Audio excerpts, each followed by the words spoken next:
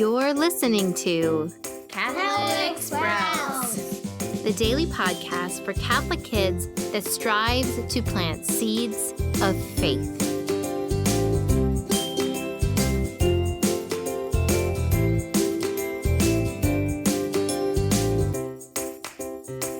Hey there, Sprouts. Today is September 25th, 2020. This week on the Catholic Sprouts podcast, we are talking about the world that Jesus lived in. We talked about the fact that he was a real person. We've talked about the Roman Empire that controlled the area he lived in, his Jewish history, what happened when the Jews were conquered. And today we're going to talk about why this area was like a tinderbox. Now, have you ever heard that expression before? A tinderbox. A tinderbox is something that's very dry. It's great for starting fires. But if you don't want to start a fire and you happen to be around sparks, it can be very dangerous. Just a single spark will set it on fire. The Jewish world under Roman control was just this way. In fact, in the Gospels, we hear many times Roman officials complaining about Judea, about Jerusalem, that there was so many problems. And the reason why there were so many problems is because the Jews were looking for their Messiah. They believed in God's promises.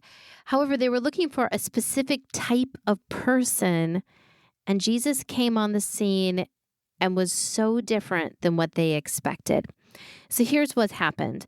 Of course, all through the Old Testament, God promises a Messiah. And he even says that a shoot from the stump of Jesse will spring up, and this will be the Messiah. Now let's talk about that. Remember the Jesse tree? Do you remember this? The Jesse tree is a great line of people that lead all the way to Jesus Christ. Jesse is also the father of King David. It is prophesied that the Messiah will be in the line of King David. But do you remember from a few days ago, all of these foreign nations were coming in and conquering the Jews because they were no longer obedient to God. And one of them, the Babylonians, were just so cruel that they killed everyone in the line of King David. The king at the time, all of his sons, all of his family members, they were all killed. So we are led to believe that there is no one left in the line of King David, that his entire family tree has been eliminated. And yet the people continue to look for a Messiah, to long for someone that is anointed, a prophet. They longed to be liberated from the pagans that ruled them. And they longed to be liberated in the same way that David had liberated them hundreds of years before. Remember, David was, of course, a shepherd and a songwriter, but he was also a military leader. He came and he, of course, killed Goliath with his slingshot, but then he went on to lead the military into all sorts of victories. He claimed Jerusalem for them and made it his holy city, but he conquered Jerusalem with a military. And that's what they were expecting the new Messiah to do as well, to come and be a military leader. And we know that's not what Jesus was. Jesus was not a military leader. But it helps us understand why some of the people, even some of his close companions, were confused. They were waiting for him to take a sword and to gather an army and to march into Jerusalem and cast the Romans out. Even his close followers were confused when he allowed the Romans to kill him.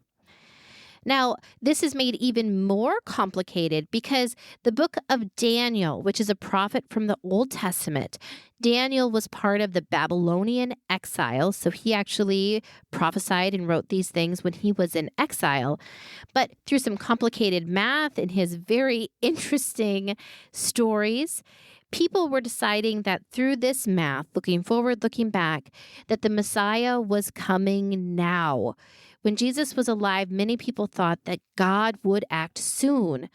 We even hear that there are revolutionaries walking around at the time of Jesus because they're taking the Messiah's work into their own hands. They're starting the war that they expect the Messiah to come and win.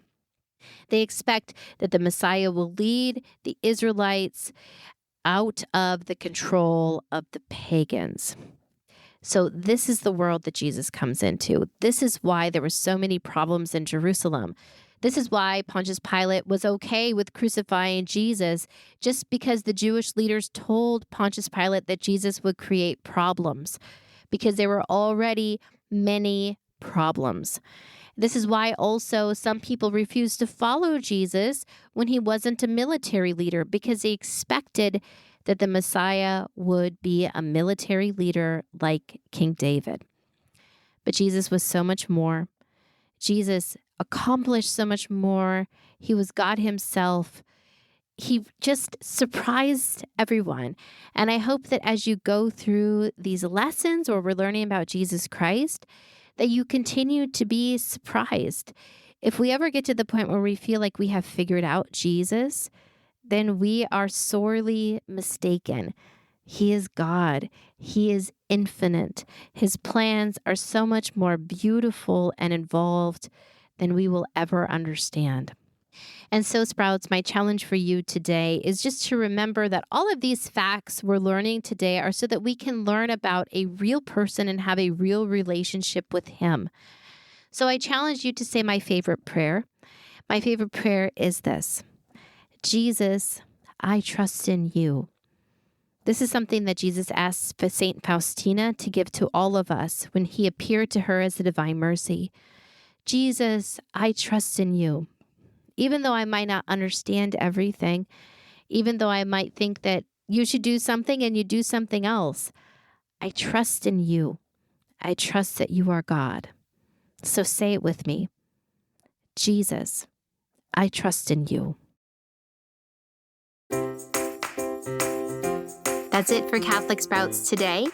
We'll be back tomorrow, but until then, continue to grow in your faith and truly sprout into the beautiful creation that God created you to be.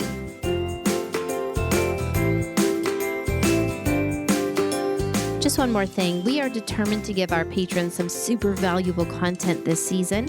If you are already a patron, thank you so much. Your monthly contribution makes a real difference around here. If you would like to join us on Patreon, we would love to have you. You can follow the links in this podcast episode to sign up and get instant access.